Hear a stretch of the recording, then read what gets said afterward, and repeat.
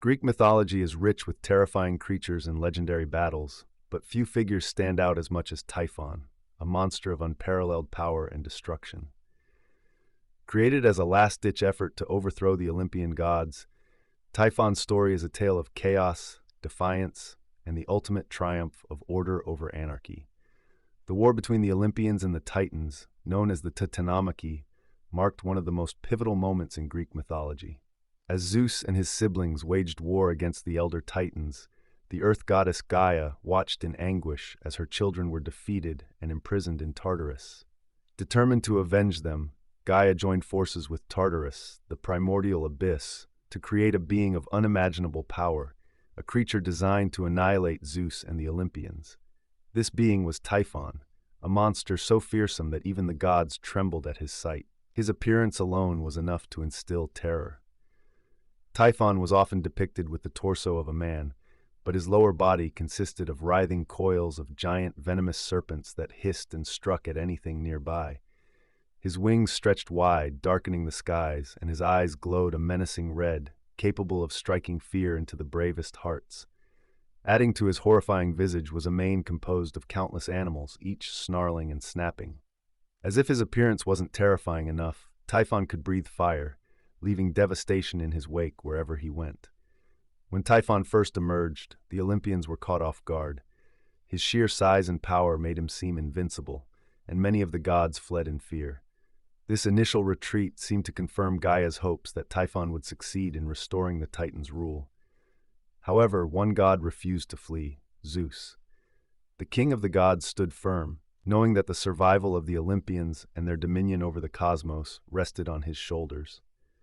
What followed was a series of titanic battles between Zeus and Typhon, clashes that shook the very foundations of the earth. In their initial confrontation, Typhon overwhelmed the Olympians with ease.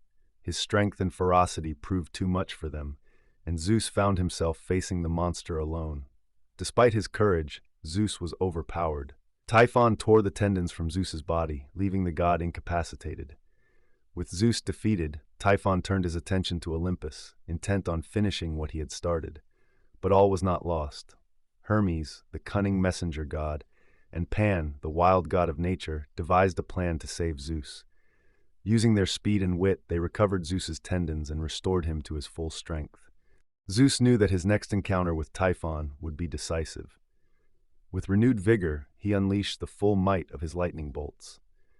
The battle raged across the heavens and the earth for what seemed like an eternity. Mountains crumbled, seas boiled, and the skies burned as Zeus and Typhon clashed. Eventually, Zeus's persistence and unmatched power proved too much for the monster. With a final, earth-shattering strike, Zeus defeated Typhon, casting him into the depths of Tartarus.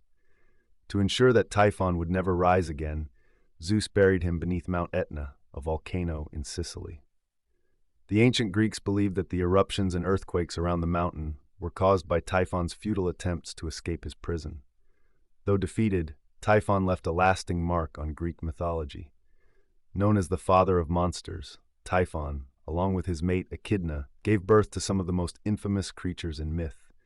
Their offspring included the Nemean lion, a beast with impenetrable skin slain by Heracles during his 12 labors; Cerberus, the three-headed dog guarding the entrance to the underworld; the Lernaean hydra, a multi-headed serpent whose heads regrew when severed; the Chimera, a fire-breathing hybrid with the body of a lion, a goat's head, and a serpent's tail; Orthrus, a two-headed dog that guarded the cattle of Geryon; Ladon, the dragon-like serpent that protected the golden apples in the garden of the Hesperides; the Sphinx, a creature known for its riddles and deadly consequences for those who failed to answer them; the Gorgons, snake-haired sisters whose gaze could turn people to stone, resembling their monstrous mother, Echidna. These creatures, born of Typhon and Echidna, became central to many Greek myths, challenging heroes and gods alike.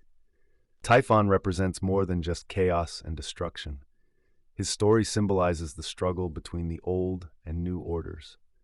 The fall of Typhon marked the end of the Titanomachy and solidified the Olympians' rule over the cosmos. In many ways, Typhon can be seen as a force of resistance against change. His defeat signifies the inevitability of progress and the triumph of order over chaos. While Typhon is often depicted as a purely malevolent figure, his existence raises intriguing questions about the nature of good and evil in Greek mythology. Was he merely a pawn in Gaia's quest for vengeance, or was he a symbol of the destructive power that must be overcome to create a new world? The battle between Zeus and Typhon is one of the most epic tales in Greek mythology, with its scale and stakes unmatched by any other conflict. It was said to have lasted thousands of years, destroying countless cities and reshaping the earth. The story serves as a reminder of the gods' resilience and the enduring human fascination with tales of heroism and triumph against impossible odds. What are your thoughts on Typhon and his legacy? Let me know in the comments section.